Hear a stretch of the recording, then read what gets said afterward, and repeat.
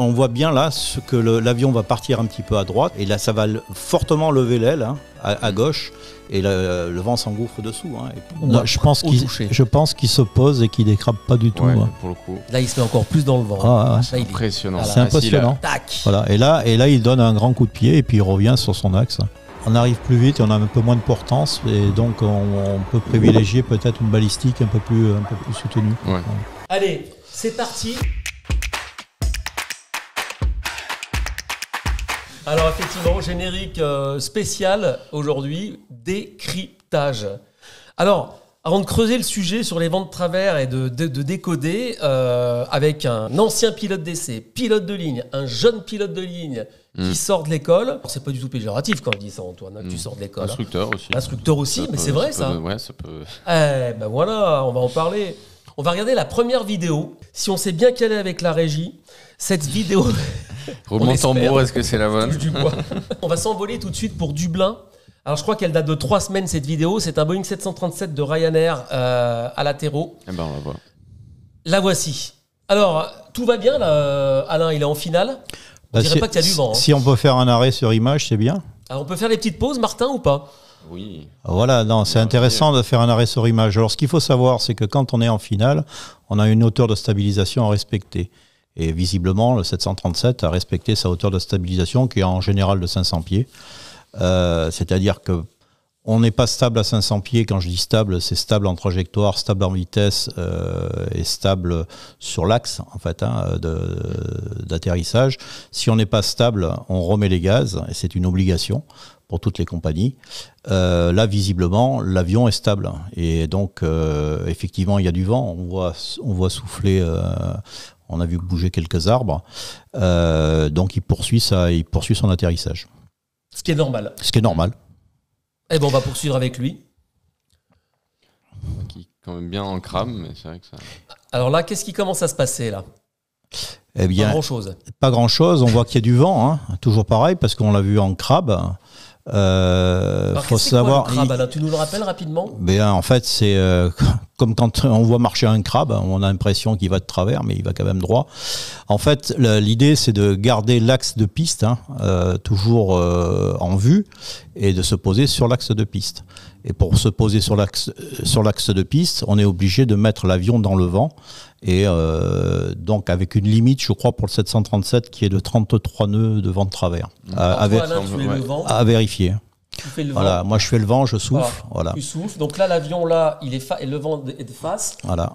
Mais le vent est de travers, l'avion, il va aller chercher le vent. Voilà, il va aller chercher le vent pour rester sur l'axe, en fait, tout simplement. Voilà, il reste sur l'axe, il cherche le vent. Sinon, on va se faire sortir de l'axe. C'est-à-dire que si on ne fait pas cette correction, l'avion, il ne va jamais pouvoir se poser, puisqu'en fait, il va être chassé de l'axe. Très bien. On a une petite question de pilote Alexander 2002 qui nous dit est-ce que l'altitude, enfin le plancher de stabilisation a un rapport avec la decision altitude, la DA? Oui, tout à fait. Ouais. En fait, oui et non. C'est deux choses qui sont complètement différentes. La DA, enfin la décision est plutôt basée sur un problème de repérage de piste. Le plancher de stabilisation, c'est autre chose. On doit respecter les deux, bien sûr. Voilà. Le plancher de stabilisation, en gros, c'est de se mettre dans des très bonnes conditions pour respecter l'ADA, en fait. Voilà. Alors effectivement, si on fait par exemple, on prend le cas le plus extrême, qui est le cas d'un atterrissage automatique en catégorie 3, lorsque l'avion est équipé, l'équipage est entraîné et l'aéroport est équipé aussi, on a une décision qui est très très basse, qui est aux alentours de 20 pieds. Donc, c'est-à-dire qu'on descend à 20 pieds. Si à 20 pieds, on ne voit pas la piste, on remet les gaz. Ouais, on demande la définition du 4-3. C'est 4-3. Donc, c'est l'ILS catégorie 3. Ouais. C'est un ILS en catégorie 3. Donc, on va essayer de rentrer dans les détails, sinon ça risque d'être long. En fait, normalement, les DH sont à 200 pieds pour tout ce qui est 4-1, c'est-à-dire un atterrissage en catégorie 1, c'est-à-dire un atterrissage à la main dans des conditions standards. Après, quand le mauvais temps ou quand les conditions météo ne le permettent pas, on peut faire un atterrissage en catégorie 2. Et quand les conditions météo sont extrêmes, où il y a du brouillard, on est sûr de ne pas voir la piste, on fait un atterrissage automatique, ce coup-ci, complètement automatique, en catégorie 3. Donc pour faire cet atterrissage automatique catégorie 3, il faut plusieurs conditions. La première condition, c'est que l'avion soit équipé et que l'aéroport soit aussi équipé, parce qu'il y a un guidage sur l'ILS de l'avion. Il faut qu'il n'y ait pas de vent, ou très peu de vent de travers, je crois que c'est 5 nœuds de travers de mémoire. Et il faut aussi que les équipages aient fait un entraînement au simulateur et renouveler cet entraînement au simulateur en catégorie 3. Parce qu'encore une fois, la décision est très très basse et on doit pouvoir reprendre l'avion en manuel, même à 20 pieds. C'est-à-dire qu'à 20 pieds, c'est très bas. Hein. En général, quand on remet les gaz à 20 pieds, le train touche le sol. Voilà. On reparlera d'atterrissage dans Jump Seat. Ce qui est quand même intéressant, là, tu viens de donner les limites de vent en atterrissage automatique. Donc, pas question, un vent de travers en atterro automatique, c'est pas possible. 5 nœuds. 5 nœuds. Hein. Voilà. Donc, autant dire que c'est très très peu. Il y a deux questions très intéressantes. On les garde de côté. On les met de côté. Voilà, allez, tu les notes. Mon petit loup. Et Aérodub. Alors, mon petit loup, c'est son pseudo. C'est pas moi qui l'appelle mon petit loup. Et Aéroclub. Aérodub, pardon. Et puis, je crois que je vais faire un SAV, moi. Ouais. Elles sont super intéressantes, vos questions. Ouais. On va terminer quand même sur le Ryanair, parce que là, les passagers attendent. Là, ils sont en attente. Allez, on poursuit. Hein. Alors, on poursuit.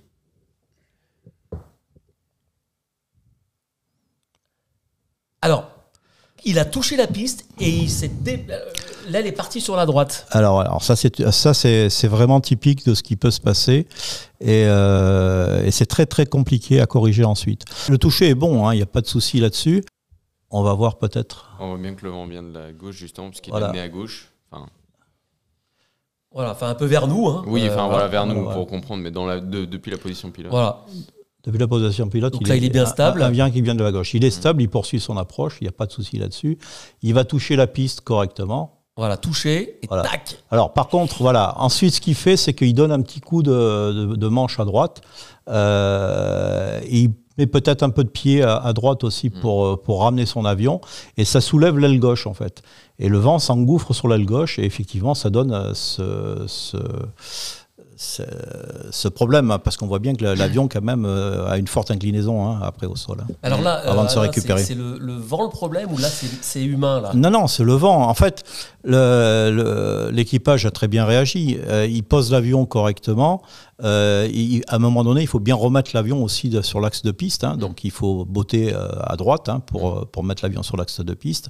Et en bottant à droite, le problème de ces avions, que ce soit le 320 ou le 737, quand on touche un peu aux gouvernes de vol, il y a tout qui se lève, les spoilers, voilà. Et ça crée une petite déportance. Et on voit bien là que l'avion va partir un petit peu à droite. Voilà, et là, ça va fortement lever l'aile à gauche, et le vent s'engouffre dessous. Et puis, effectivement, après, il faut recorriger. Il faut redonner encore un coup de l'autre côté.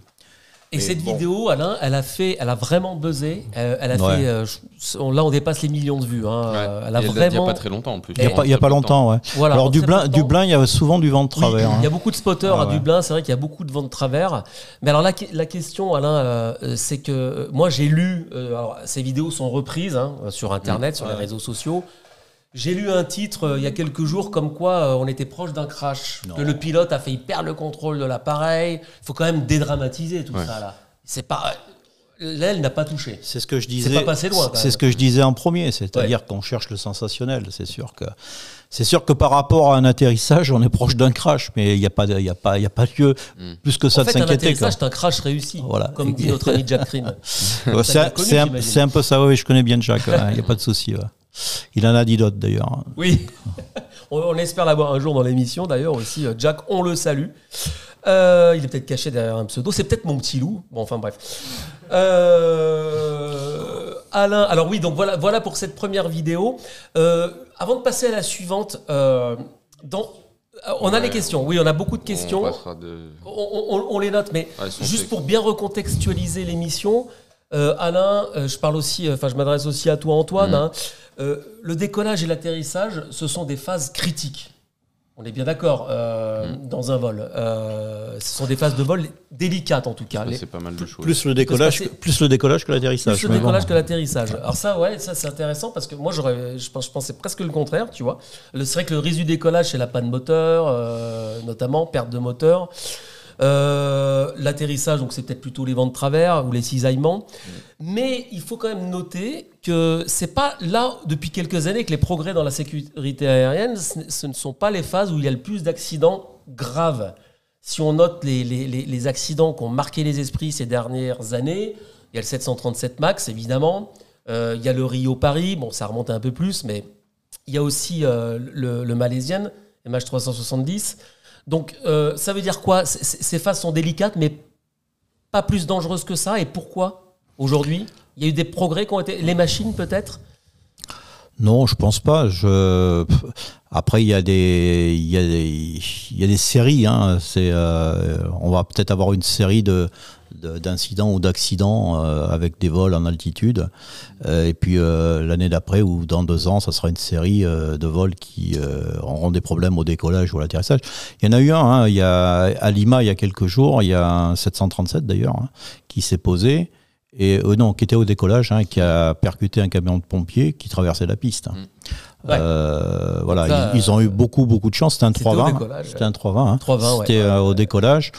Et ils ont eu beaucoup de chance parce que le train a cassé, le moteur a pris feu, l'avion a pris feu. Hein. Je crois que le moteur, il s'est détaché. Ils ont quand même réussi à évacuer, à stopper l'avion hein, assez rapidement, alors qu'il était en pleine vitesse. Hein. En ayant perdu un moteur en plus et l'autre qui était en pleine poussée, donc ils ont fait un gros travail. Et le deuxième gros travail qui a été fait, c'est d'évacuer tous les passagers et l'équipage. Hein. Il y a personne qui est mort. Enfin voilà, il y a eu peut-être quelques blessés. Et décollage, c'est délicat aussi. Hein. Voilà, de souvenir, même le pompier n'est pas décédé encore. Enfin voilà, il était fortement blessé, mais pas décédé. Je crois que ça fait beaucoup de bruit sur Internet justement, puisqu'il y a eu le selfie de l'année, tout le monde disait ça, où justement on voit les passagers pleins de mousse, plein de mousse devant l'avion. Voilà, donc voilà, on est peut-être parti sur une série de... Ce qu'on peut se dire aujourd'hui quand même, quand depuis le début de l'année, moi je suis ça assez régulièrement, il y a des conditions météo qui font, on dirait que des conditions météo qu'on n'a pas l'habitude de rencontrer. Venezuela, il n'y a pas si longtemps que ça, il y a aussi un avion qui s'est posé quasiment en panne sèche. Voilà, il y a des conditions météo qui sont un petit peu complexes. Des vents plus violents justement pour les atterrissages. Aux Philippines aussi, il y a pas si longtemps que ça. Les tempêtes. Ils se sont posés. Et là, par contre, ils ont fini dans la. Il y a un ATR aussi qui s'est posé il y a 2 ou 3 semaines là. Oui, qui a fini dans le lac. Dans le lac, Victoria. Ouais. Alors, on a des questions, comme nous le rappelle Martin à la régie. D'ailleurs, Martin, je l'ai pas, on le salue. Il est là, il est derrière les caméras, et c'est grâce à lui qu'on a vraiment une super réa. Je le dis à chaque fois, mais c'est vrai. Vous le voyez tous à l'image. Enfin, pas Martin, mais la réa. Ouais. Je suis encore en train de me perdre et de partir dans tous les sens. Alors, le vent de travers, donc, phase délicate, les atterrissages. Ce ne sont pas les accidents les plus marquants de ces dernières années. La sécurité aérienne évolue. Il n'empêche que ça reste quand même des phases délicates, que les pilotes doivent faire preuve quand même de certaine dextérité. Ils ont des limitations à respecter. Ouais. Exactement. Alors, voilà, donc c'est pour ça, là on va reprendre la question de mon petit loup. Vas-y, je te passe le relais, Antoine. Mon petit loup, qu'est-ce qu'il nous demande ? Mon petit loup nous dit, ces limites, entre guillemets, constructeurs de vent de travers, ne sont-elles pas des vitesses de vent de travers maximales démontrées ? Non. Non, quand on certifie un avion, on le certifie avec des capacités supérieures. C'est une limite que le constructeur impose à l'exploitant, en fait. Voilà. C'est-à-dire qu'Airbus demande à l'exploitant de son avion, que ce soit Air France ou que ce soit une autre compagnie, d'exploiter son avion avec une limite de vent de travers à 38 nœuds pour les Airbus. Après, moi, si je peux rajouter un truc, mais c'est plus dans un autre domaine, là, on va être dans l'avion de tourisme. Je sais que nous, quand on lisait les manuels de Cessna ou de plus petites machines constructeurs, là, pour le coup, c'était ce qu'avait pu démontrer le pilote d'essai. Enfin, les valeurs qui étaient indiquées dans les manuels de limitation étaient ceux de ce qui avait été maximum démontré par le constructeur et qu'ils avaient essayé de faire avec un pilote d'essai. Après, bon, voilà, on peut aller peut-être légèrement plus loin, mais enfin, bon, le but d'une limitation, c'est de ne pas dépasser. Donc voilà. Puis il y a quand même de la marge, hein, parce que Airbus, en vol d'essai, c'est 69. Oui, on peut poser l'avion, il est capable de tenir. Ouais, mais encore une fois, il faut vraiment faire la séparation entre ce qui est des essais en vol et de la certification de l'avion ou des avions et leur exploitation sur une compagnie aérienne. Les pilotes de ligne, les commandants de bord des compagnies aériennes ne sont pas des pilotes d'essai. C'est deux métiers complètement différents. Voilà. Alors justement, Antoine, tu parlais de petits avions. Là, il y a Aérodub qui dit en matière de procédure d'atterrissage par vent de travers, existe-t-il une différence entre avion de ligne et un avion d'aéroclub ? Non. Ouais. C'est pas. Voire un ULM. C'est exactement, c'est physique, hein. C'est exactement le même problème. Il faut mettre l'avion dans le vent pour rester sur l'axe de piste et après le poser, on doit être capable de revenir sur l'axe de piste. Alors, il y a plusieurs moyens, hein. Descendre l'aile le plus bas possible dans le vent, ça permet de s'appuyer sur la partie du train où on va pouvoir ensuite botter et remettre l'avion dans l'axe de piste. Voilà, en règle générale, c'est comme ça qu'il faut faire. Après, c'est pas toujours facile, hein, quand il y a de la rafale, quand il y a des conditions météo qui sont pas... Justement, on va voir d'autres images très impressionnantes. Qui sont assez compliquées à gérer. Après, une fois que l'avion est au sol, il y a très peu de chances qu'il y ait une sortie de piste ou que... Qu'est-ce qu'on risque en fait avec un atterrissage vent de travers ? Le gros risque, c'est d'endommager le train, quoi, avec un atterrissage dur. On va y revenir. On va y revenir parce qu'on a encore quelques bonnes vidéos en stock. On salue tous ceux qui viennent d'arriver. Nos amis de la zone aéro qui font une chouette émission tous les mercredis à 20h30, sauf erreur de ma part, je crois que c'est le bon horaire. On les salue, ils sont fidèles aussi, ils nous regardent, on vous regarde aussi. Alors, c'est très sympa d'être là. Mon petit loup, l'article, le commentaire sur le 777, on va l'aborder tout à l'heure. Merci de nous le signaler. Et je voulais juste revenir sur Franck Meillet, justement, de ce que j'ai dit, justement, précision sur les Cessna. Voilà, on a un vent de travers démontré et même pas une limitation, voilà, dans le manuel. Donc, voilà. Ce qui explique que eux, ils ont démontré ça après. Bon, après, certaines, ça dépend des écoles. Nous, on prenait ça comme une limitation, mais d'autres ne le prennent pas comme une limitation. Ça dépend vraiment de là où vous êtes, en fait, et de l'aéroclub en question. Franck May qui dit aussi qu'il y a encore beaucoup d'accidents à l'atterrissage en avion léger. Et encore un la semaine passée à Coué. Effectivement, dramatique accident, on en a parlé. Les avions de ligne sont beaucoup plus robustes et finissent généralement par faire de la tôle. Oui, on va en parler aussi avec les prochaines vidéos. Justement, on va enchaîner sur les vidéos. Ouais. Alors là, on quitte Dublin, on part à Francfort. Alors c'est une vidéo qui est plus ancienne, mais qui avait fait beaucoup parler d'elle aussi. Elle est similaire à celle du 737 de Dublin, sauf que là, crac, l'aile a touché la piste. C'est celle-là. Alors là, voilà, une incroyable photo. Alors, on va voir la vidéo. C'était lors de la tempête Emma, de mémoire.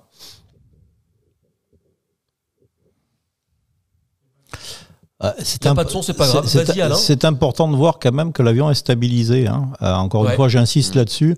L'équipage stabilise son avion. On voit bien qu'il y a quand même une grosse dérive, hein. Mais l'avion est stable. Alors là, on va se rendre compte avec l'axe de la piste qu'il est bien en creux. Hein. On le voit déjà pas mal là, c'est vrai que... Mais on voit bien qu'il est sur l'axe. Hein. Et là, vraisemblablement, il prend une rafale. Voilà, et il fait exactement comme il fait exactement pareil que le 737 de tout à l'heure. C'est un 320, ça, non ? Là, c'est un 320. Et là, l'aile a touché, là. Et en fait, il se laisse surprendre parce que au lieu d'incliner son avion à droite, en fait, et de revenir sur la piste par la droite, le vent s'engouffre sur l'aile et fait toucher l'aile gauche, parce que là, il touche sur l'aile gauche. Hein. Et donc, il prend la décision de remettre les gaz. Alors cette vidéo de mémoire, elle avait fait beaucoup réagir parce que je crois qu'à l'époque, c'était la copilote, une jeune copilote qui était aux commandes. Alors on peut aussi poser la question, quand il y a des conditions comme ça, est-ce que c'est pas plutôt le commandant qui... Comment ça se passe? Non. Chacun, les deux pilotes sont compétents. Le commandant de bord est quand même responsable de son avion et de son équipage. S'il juge que son OPL ne peut pas poser l'avion, ben c'est lui qui le pose, mais ça se passe jamais comme ça. Que ce soit l'OPL ou le commandant de bord, ils ont exactement la même formation, la même licence, la même capacité à poser un avion ou à décoller un avion. Donc, justement, Freeflight 30 nous dit bonjour Freeflight nous dit une limite pour le vent de travers est aussi du niveau d'entraînement du pilote. Oui, mais bien sûr, mais on s'entraîne régulièrement. Donc, déjà, on s'entraîne au simulateur. Chaque séance de simulateur qui nous valide notre licence tous les 6 mois, on a des atterrissages vent de travers à réaliser. Comment ça se passait en école, Antoine ? Nous, pareil, ça se faisait pareil à l'entraînement. Les instructeurs, bien sûr, sont ceux qui sont censés pouvoir poser l'avion quand ça se passe mal. Nous, comme on avait un instructeur, il appelait ça le baptême du feu. Un jour où il y avait personne qui volait parce qu'il y avait vraiment beaucoup de vent, nous y envoyait pour voir. Alors bien sûr, tout en restant dans des limites raisonnables, bien sûr. Raconte-nous ton premier vent de travers en tant qu'élève pilote de ligne. Alors celui-là, je me rappelle plus trop. En tout cas, celui qui t'a marqué, peut-être. C'était celui-là, le baptême du feu, quoi. Le baptême du feu. Voilà, parce qu'il nous a envoyés tous les deux. Et justement, au premier atterrissage, alors c'était mon collègue, je crois, et moi j'étais en place gauche, mais c'était pour la forme instructeur. Bref. Mon collègue fait... Donc là, on avait déjà posé les roues. Et justement, normalement, tout le long de la manœuvre, on est censé avoir le manche dans le vent. Et le premier réflexe qu'on a tendance à faire, ça y est, l'avion est posé. Et puis par réflexe, sachant que l'avion avance vite et on est concentré, a remis le manche au neutre. Il s'est passé ce qui s'est passé. Hop, l'avion tout de suite, comme expliqué, le vent s'est engouffré sous l'aile. Hop, l'avion a commencé à basculer. Et donc, on a remis tout de suite le manche, l'avion est revenu droit. Mais justement, quand on fait ce genre de manœuvre de vent de travers, on peut avoir le réflexe de redonner la main, de remettre le manche au neutre rapidement. Alors qu'en fait, le principe, c'est d'avoir le manche dans le vent au fur et à mesure, tout le long de la manœuvre, quoi. Non, mais c'est ça. Mais bon, en revoyant la vidéo, l'équipage a eu quand même un bon réflexe. Même si l'aile a touché, de remettre les gaz, c'était vraiment un bon réflexe parce que, effectivement, l'atterrissage était fortement compromis. Donc, remettre les gaz, c'était la bonne solution.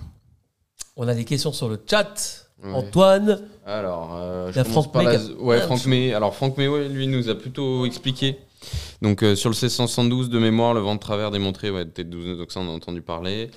Il y a notamment une très grosse marge sur le 172, effectivement, l'Océanair a démontré à 20 nœuds, mais en fait il n'y a pas de marge. Donc en fait, dépendant des constructeurs, ils disaient que pour Cessna il y avait une très grande marge comparé à ce qui avait été démontré, alors que pour l'Océanair, 20 nœuds c'est vraiment 20 nœuds, quoi. Donc voilà.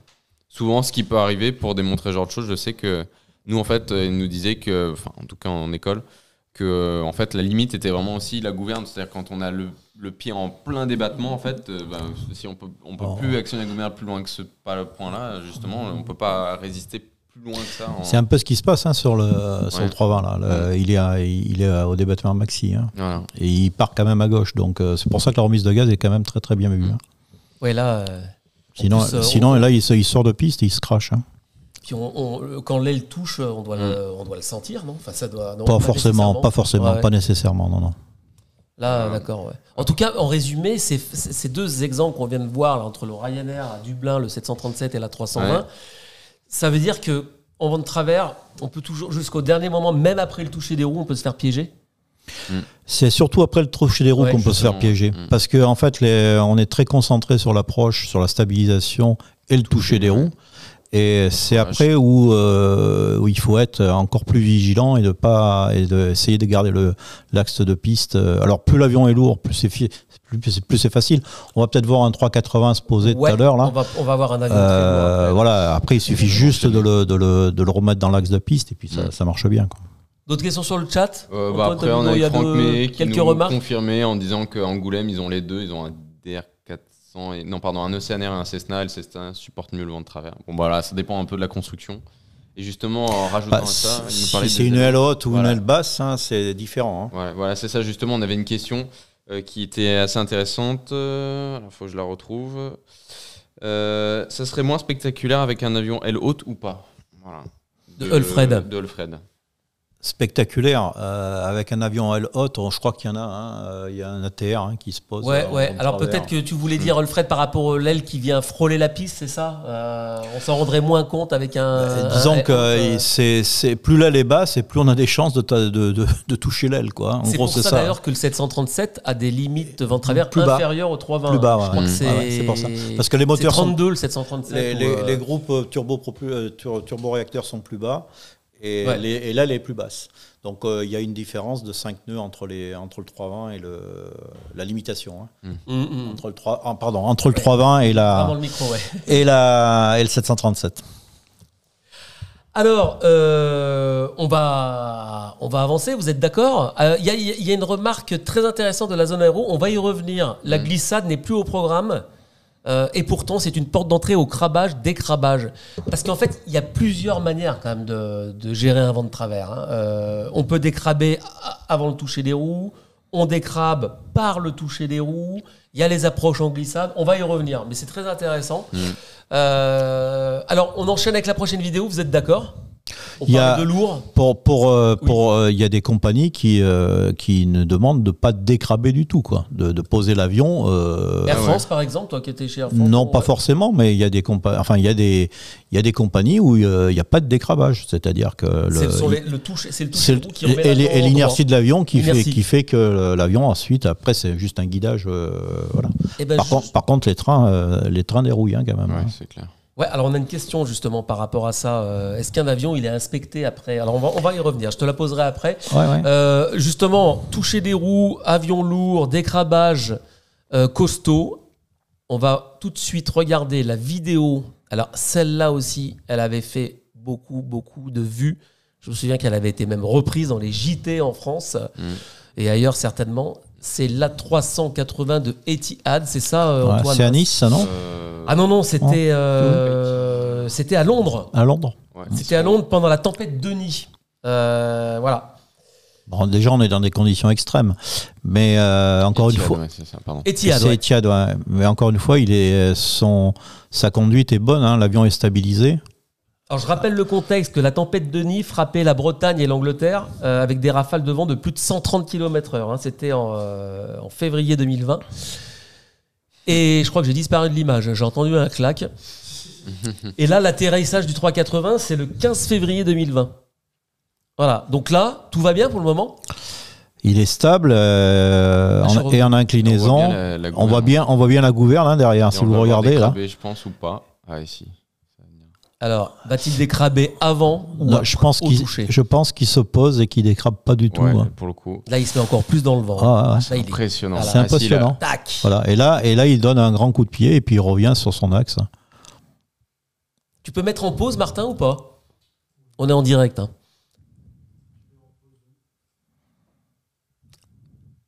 Ouais, c'est impressionnant. Moi, je me souviens, cette vidéo, j'avais vu sur des groupes de réseaux sociaux, certains, tout le monde y va de sa propre expertise pour commenter ces vidéos. Hein.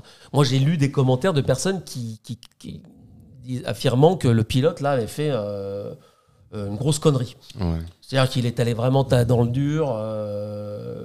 Bon, alors on n'est pas là pour juger ce qu'a fait le pilote. On n'est pas là pour juger. L'avion s'est posé. Visiblement, ils ont été au parking sans encombre. Les images d'après le montrent. Donc voilà, pour moi, c'est un atterrissage réussi. Hein. Il n'y a pas d'autre. En plus, il le pose bien, son avion. Hein. Il le pose à plat. Et avec l'inertie du 380, c'est quand même quelque chose qui est quand même assez lourd. Après, c'est très très facile à le remettre dans l'axe de piste. Hein. Donc, sachant qu'il disait qu'en plus les bouillies étaient directrices sur ce. Ouais. Zone aéro qui nous précise ça, effectivement. Ouais, en plus, oui, tout à fait. Ouais. Donc là, c'est un avion qui, on le laisse toucher, quoi. Enfin, on le laisse toucher.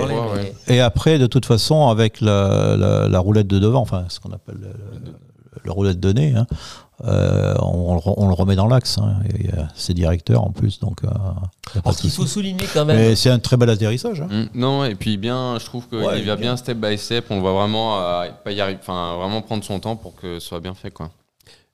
Bon, c'est vrai que c'est impressionnant. Oui, et voilà. c'est vrai qu'on est toujours dans le sensationnel, dans le Oui. buzz, etc. C'est vrai de voir un avion quasiment à Surtout cette 35 degrés de l'axe. taille. Voilà.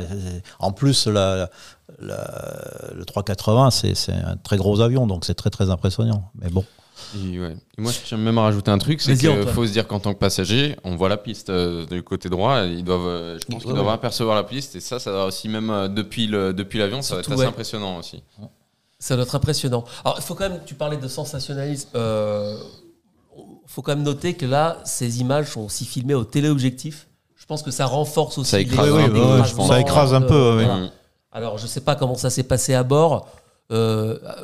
À ton avis, enfin Antoine ou Alain, les passagers voient peut-être la piste, mais finalement, est-ce qu'ils sentent beaucoup, est-ce qu'ils sont vraiment secoués là? Ça dépend où ils sont. J'ai pas l'impression. Ça dépend où ils sont. Ce qu'on ressent surtout, c'est ensuite quand l'avion revient rapidement sur l'axe. On a un petit coup de côté qui, voilà, on peut être un peu chahuté, mais bon. Là, en plus, là, le vent est laminaire. Hein. C'est du vent, mais il y a. On dirait, constant, ouais. voilà, Oui. on voit pas de rafale, on voit rien du tout. Et il le pose bien à plat. Hein. Il y a pas de souci là-dessus, quoi. En revanche, les vidéos précédentes, là, Ah est-ce ouais. que ce C'est sont du parce que c'est Rafale. des avions plus petits? Non, rien à voir. Non, Plus léger, non, parce que qu'il soit lourd, enfin qu'il soit un gros avion ou un petit avion, quand il y a des rafales, on le voit, hein, l'avion va un peu à droite, un peu à gauche, ça déstabilise un petit peu la trajectoire. Alors, le toucher quand même des roues est brutal. On se pose aussi la question du train d'atterrissage. Est-ce qu'il a, Alors, il a dû morfler un petit sur peu? les- Est-ce sur qu'il y a les- des inspections après Non, un c'est atterrissage pas comme ça que ça marche. Sur les anciens avions, les anciennes générations d'avions, il y avait des témoins de train, c'est-à-dire une petite plaquette, on va dire, souple, qu'on devait inspecter. Quand la plaquette avait mordu, en fait, hein, il fallait inspecter le train complètement. Sur les avions modernes de dernière génération, 380, 320, etc., on a en permanence le nombre de G qui est au toucher. Et effectivement, quand on dépasse un certain nombre de G, il y a une inspection de l'avion. Et l'avion est arrêté. D'accord. Donc là, voilà. Encore Mais une là, fois, mais là, il tape pas beaucoup de l'avion. Hein. sensationnel, mais un atterrissage globalement bien maîtrisé. Full glider, je suis d'accord avec lui. Hein, pas sûr que les passagers se rendent compte de ce qui se passe. Non, pas Surtout sûr. dans un avion De cette avec taille-là, une telle inertie. Ouais. Si, comme le disait Antoine, ceux qui sont, on va dire, à droite, vont voir la piste, mais je suis pas sûr que ça. Alors c'est juste Franck le May côté. rajoute, si ceux qui sont à l'avant, voilà, normalement ils sont. Ouais. Ça part à droite ou de plusieurs mètres lors du toucher. Pour ceux qui sont au niveau des roues, effectivement. Bon, après, Peut-être ceux qui sont à la caméra en regardant l'atterrissage, peut-être qu'ils ont peut-être quelque chose ils se posent peut-être des questions. Et encore pas sûr. C'est clair. Remarque très intéressante de Freefly 30, le B52 a un train qui peut pivoter de 20 degrés pour faciliter les atterrissages par vent de travers. Alors ça, je ne le savais pas. Moi non plus. C'est C'est bien, c'est bien. Hein. Je sais pas combien de roues il a, le B52. J'ai envie de dire de bêtises, moi. Non. Ouais. Mais ouais. Mais merci pour cette info. Alors, avant de voir une autre vidéo, justement, quelqu'un nous a signalé tout à l'heure, je sais plus qui, c'est mon petit loup, je crois, un commentaire très intéressant sur Aérobuzz. Là, donc, on a annoncé l'émission hier, aujourd'hui, et on a un ancien commandant de bord que tu as dû connaître, Alain, c'est Bernard Baquier, qu'on salue. Bernard, c'est un fidèle lecteur d'Aérobuzz. Il est intervenu aussi dans des podcasts. Il a toujours des super histoires à nous raconter, Bernard Baquier. Alors là, je vous demande un petit peu de concentration pour ceux qui sont en ligne, parce que je vais vous lire son commentaire. Je vais aller doucement, on va l'étudier ensemble. C'est un souvenir personnel que nous témoigne Bernard. C'était pour son lâcher en ligne sur Boeing 777, avion que tu connais bien. Alain, tu as fait combien d'années sur 777, toi ? Pas beaucoup. En tout cas, voilà. Tu connais l'avion. Je connais plus les Airbus que les Boeing, mais bon, c'est une très bonne machine. C'est une belle machine le 777.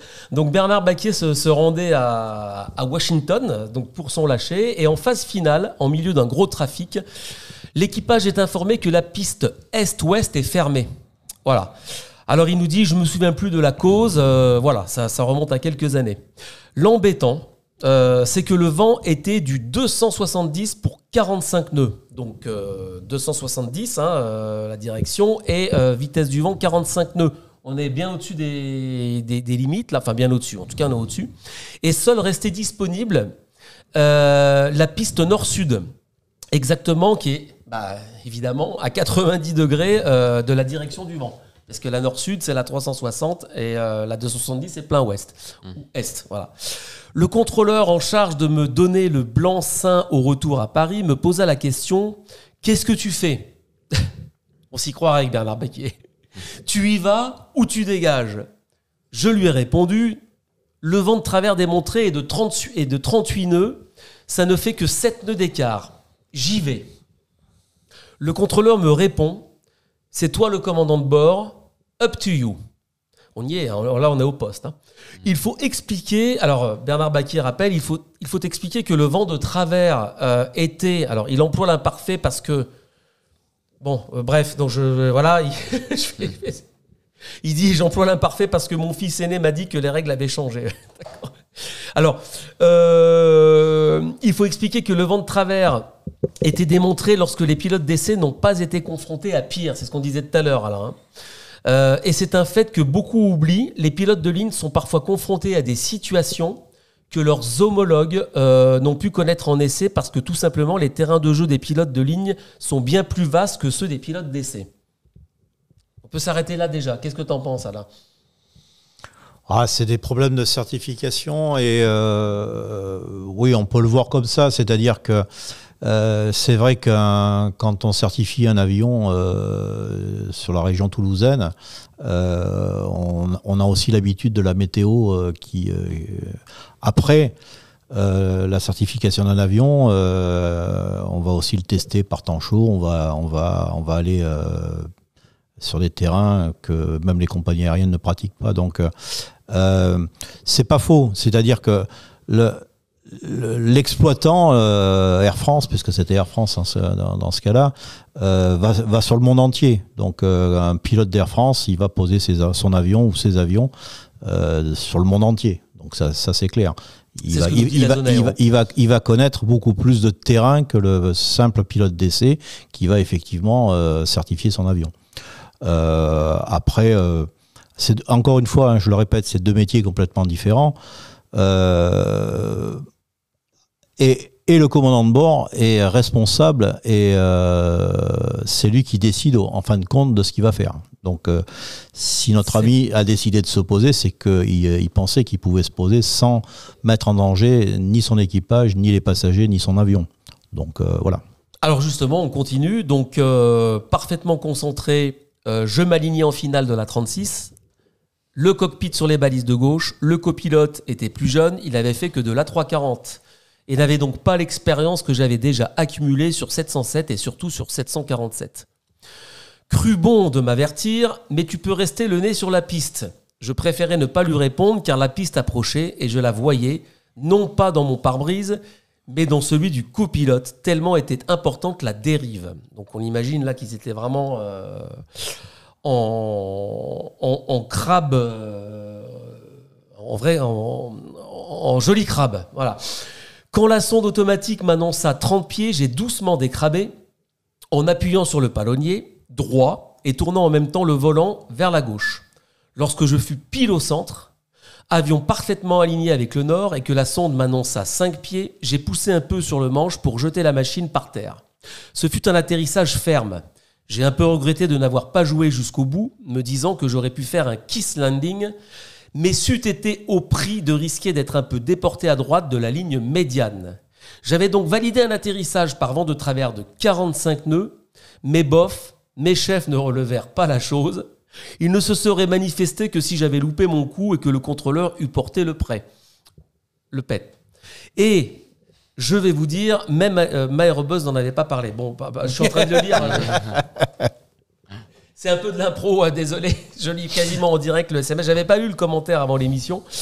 Voilà, alors Bernard nous dit « Pardonnez-moi d'être imbu d'humilité. Ce vol reste parmi ceux où, quand on relève son uniforme, on se dit qu'on fait un beau métier. » Voilà, c'est pas fini. Oui, Il faut expliquer aussi que c'est une des règles de l'atterrissage par vent de travers. C'est là que ça va être aussi intéressant. Il ne faut pas chercher le kiss landing, c'est-à-dire ne pas refuser la piste.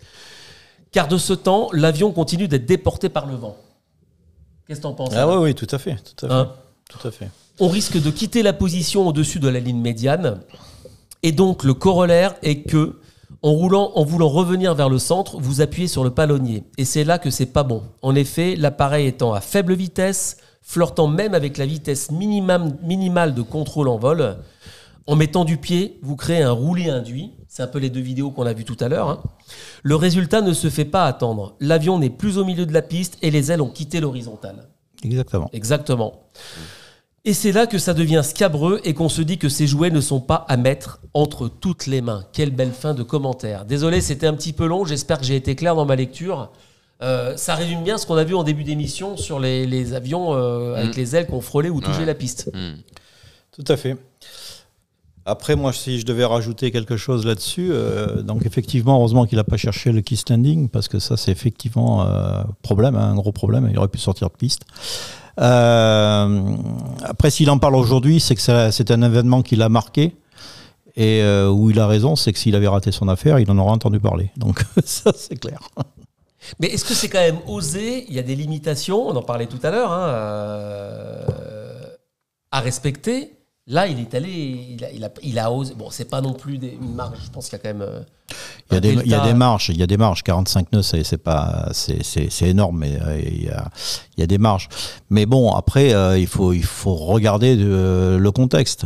Peut-être que il avait peut-être pas de terrain de dégagement à porter. Peut-être que voilà, il y avait peut-être un contexte particulier. Après, je suis pas psychologue, hein, mais s'il en parle aujourd'hui, c'est que ça l'a fortement marqué. Donc, même s'il a réussi son coup, et c'est très bien, ça l'a quand même profondément marqué et profondément affecté, quoi. Voilà.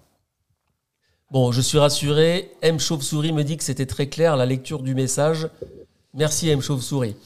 Est-ce qu'on a d'autres choses sur le chat, Antoine? Non, après les autres, il y a plusieurs viewers qui ont chatté entre eux sur la démonstration encore une fois des gouvernes, etc., en disant que la plupart du temps, on n'est pas censé dépasser cette valeur démontrée, mais que bon, dans certains cas assez exceptionnels, voilà, on peut être amené à dépasser cette valeur démontrée. Voilà. Donc, ça parlait un peu de statistiques, mais voilà. Alors Franck May, lui, 45 nœuds, ouais, c'est quand même... Il se pose pas de questions, alors. Mais en face, ouais. Donc voilà. Tu risques d'aller dans l'herbe, Franck May, là. Une question, Antoine. À l'école, est-ce qu'on vous bourre le crâne un peu sur les limitations? J'irais plus sur les limitations de performance. Ouais. Notamment en bimoteur. Parce que si on perd un moteur sur les machines sur lesquelles on vole où on n'a pas des puissances phénoménales, de bien calculer notre coût, parce qu'en fait, il y a des fois où on va décoller. Et en fait, la seule solution, c'est plutôt d'essayer de se poser de se poser en face plutôt que essayer de gérer la panne pendant le décollage et au final aller au tas en n'ayant pas géré son truc correctement, quoi.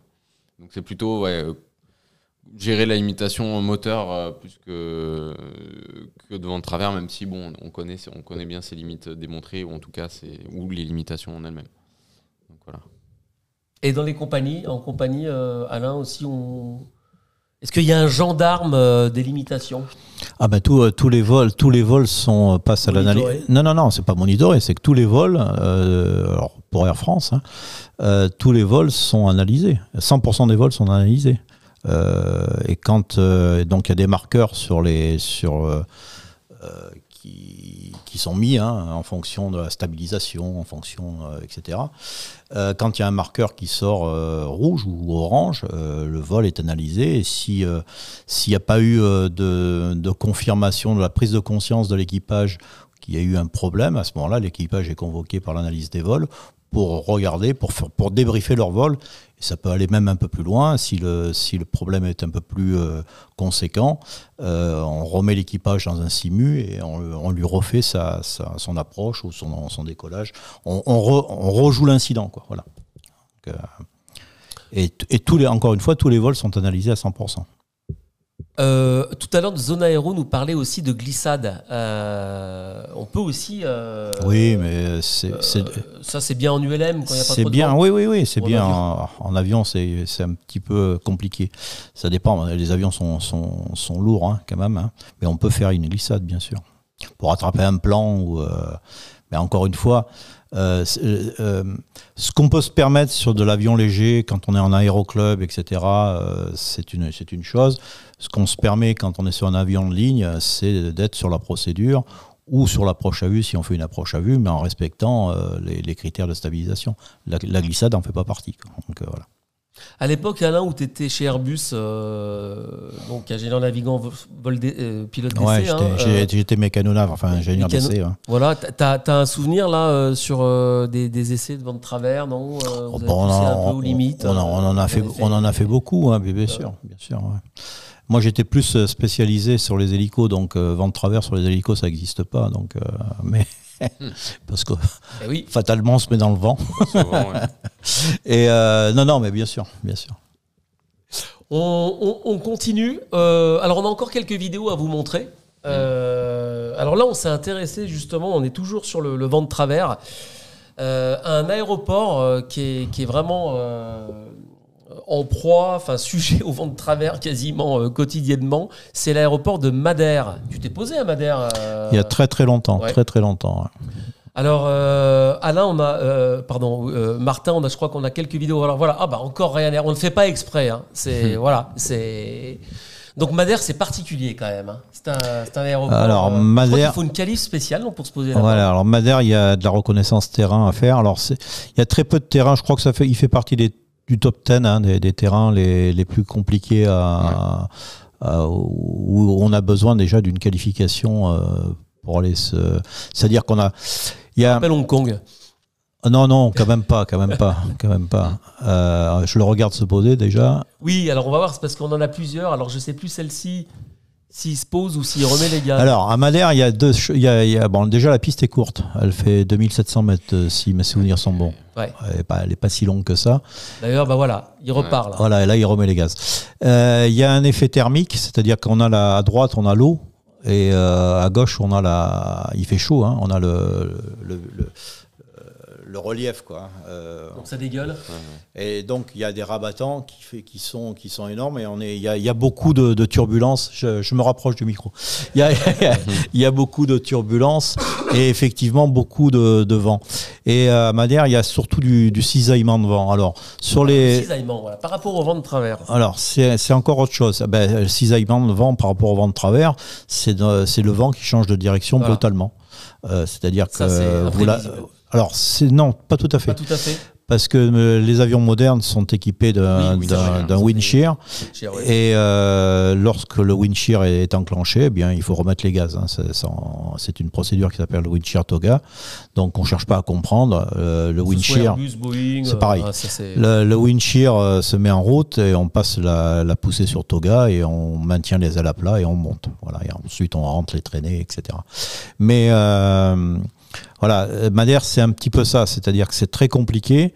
À Madère, il n'y a que le capitaine qui pose. Hein, ça c'est intéressant. Oui, parce qu'en fait, ça fait partie des aéroports où il y a une reconnaissance terrain à faire. Ouais.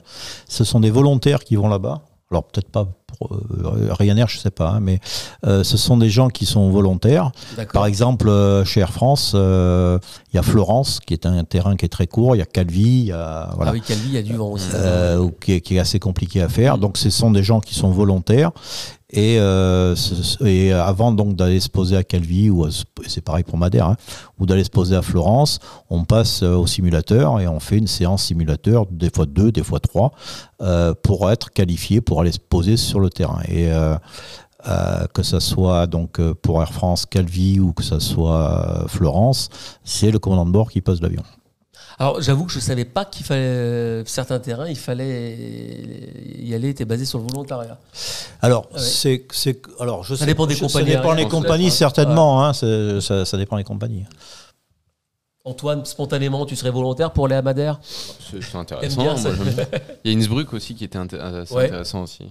Puis, Il y a Figari, il y a pas mal de terrains qui sont même pas si loin que ça, hein, qui sont quand même intéressants. Même Marseille, hein, c'est très intéressant. Nice aussi. Hein. Ouais. Nice, avec le départ. Alors Marseille est peut-être plus quand même dans les axes des vents dominants. Hein, justement, Marseille, en général, ça pose pas de problème parce que c'est Mistral et la piste est assez bien orientée. Voilà. Par contre, Marseille, quand il y a du vent d'est et que il y a de l'orage, voilà, il y a du vent de travers. Donc, Nice, c'est pareil. Hein. Quand tout va bien, c'est 80% du temps, ça se passe très bien. Quand il y a du vent, Amsterdam, moi je me suis posé souvent à Amsterdam, c'est un pays plat pourtant, hein, les Pays-Bas, il y a des vents très très forts, vraiment très très forts. Bastia, on nous dit aussi. On nous cite d'autres terrains. Franck May nous parle de Bastia, parallèle à la côte. Oui, Bastia aussi. Glider nous parle de Chambéry. Chambéry aussi. Effectivement, il y a du relief Chambéry, Aix-les-Bains, là-bas. Il y a le lac, il y a le relief. Vous avez beaucoup de simu FR là-bas. Tous les terrains corses, hein, que ce soit Calvi, Bastia, même Ajaccio. Hein. Figari aussi. Figari, c'est énorme à Figari. Hein, parce que quand il y a du vent, il y a du Mistral. La montagne bloque une partie du Mistral et ça redégueule de l'autre côté. Et ça donne des rouleaux. C'est énorme. C'est vraiment énorme. Je crois qu'on a une autre vidéo à Madère, là, sans remise de gaz. Ça serait intéressant de la voir, de voir un complet. Alors, est-ce que c'est celle-ci? Bon, après, beaux vents de travers, après ils se sont qualifiés, les Portugais, hein, hier soir. Donc, c'est vrai, les Portugais sont qualifiés. Donc, on va regarder celle-ci aussi jusqu'au bout. Je crois qu'ils l'appellent l'aéroport Cristiano Ronaldo maintenant. C'est ça? Oui. Il a été renommé. Ça fait quelques années déjà. C'est marrant. Et je crois qu'il y a même sa statue dans le terminal. J'y suis allé il y a peut-être 4 ans. Il n'y avait pas trop de vent, ce coup. J'avais été déçu d'ailleurs. Il n'y a pas trop de vent ce jour-là. Bon, enfin, est-ce que tu t'étais posé aussi de ce côté? Parce que oui, c'était de ce côté. Mais Transavia, il va, je crois. 320. Bon, là, voilà, ça reste légèrement. C'est pas mal son truc là. Bien stable. Ils ont un point de vue, les spotters, là, c'est vrai que c'est magnifique. Hein, oui, la fameuse statue moche de CR7, nous dit Alfred. Allez, pour le plaisir des yeux, on en regarde encore un petit peu. Je crois que celle-ci, elle est... Là, le vent de travers va être encore plus évident sur celle-ci de mémoire. Alors c'est encore l'air, on ne le fait pas exprès. Moi j'avais une question, mais vraiment, alors nous je sais qu'on avait tendance à le faire en école, mais je sais pas si en aviation de ligne c'est le cas aussi sur les volets utilisés en vent de travers. Alors effectivement, on peut se poser volet 2. On arrive plus vite. Regardez ça comme il repart là, je vous coupe, on va y revenir. Il s'est remis, on arrive plus vite et on a un peu moins de portance et donc on peut privilégier peut-être une balistique un peu plus soutenue. Tu disais Alain que la piste est quand même assez courte à Madère. Elle fait 2700 mètres, mais je crois qu'il y a un seuil décalé en plus. Il y a un seuil décalé. Donc il là, me semble. On a vu une remise de gaz juste avant, sans voir trop de vent de travers quand même à l'image. Parce qu'il n'était pas stable. Trop long, hein. Il n'était pas stable.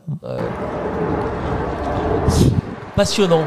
Tu disais, Antoine, que tu es allé à Chambéry un petit peu aussi. Non, mais en simu, principalement. Mais on utilise ça pour les simus bimoteurs et monomoteurs. Parce que, justement, à cause du surtout pour les. Alors pas pour le vent de travers, parce que c'est pas très bien foutu sur le simu. Enfin, si, mais pas à l'atterrissage. Par contre, on s'en sert pour tout ce qui est remise de gaz et puis utilisation du terrain en IFR sans visibilité, parce qu'en fait, on sait qu'on est entouré par la montagne. Donc, si on suit pas bien les procédures, si on fait quelques manœuvres de vent dans les attentes et qu'on sort des protections, par exemple pour les attentes, il y a une montagne à côté, donc il faut bien faire ses calculs, sinon c'est la montagne qui nous attend. Il y a Toulon aussi qui est assez touchy en France. Pas hier. Toujours à cause des pistes courtes et les vents. Voilà, on va prendre les yeux là, mais c'est pas fini. Après, ce qu'il faut dire aussi, c'est que sur les avions modernes, 737, 320, on a de l'auto-break, et ça c'est vraiment quelque chose qui est d'un confort Voilà, parce que en fait, l'autobreak va gérer la phase de décélération à l'optimum. Ouais. Donc on n'a plus qu'à gérer nous l'axe là-dessus. C'est-à-dire qu'on n'a pas à freiner, quoi. On débraye l'autobreak une fois que l'avion a fini est contrôlé, etc. Je crois que sur 350 et 380, on a le BTV break to break. Ouais, break to break. C'est plus puissant, c'est-à-dire qu'on peut choisir la porte de sortie, la voie de sortie. Sur 380 aussi, c'était sur 380. Et ça, c'est encore un niveau, je trouve, c'est impressionnant ça. Full Glider nous précise que Chambéry demande une reconnaissance à cause du relief. C'est le relief. Oui, c'est le relief. Hein. Mais pas du vent de travers. C'est un pilote privé qui. Mais pour le vent de travers, il n'y a pas de reconnaissance terrain. Hein. La reconnaissance, elle est liée au terrain. Elle n'est pas liée aux conditions météo, quoi. Elle est liée à l'environnement, en fait. Voilà. Alors en ULM, parfois, on regarde quand même la manchère. On fait une verticale. Oui, s'il n'y a pas de système automatique. Ouais, exactement. Surtout sur des terrains aussi en auto, en formation. Ouais, tout à fait. Hein.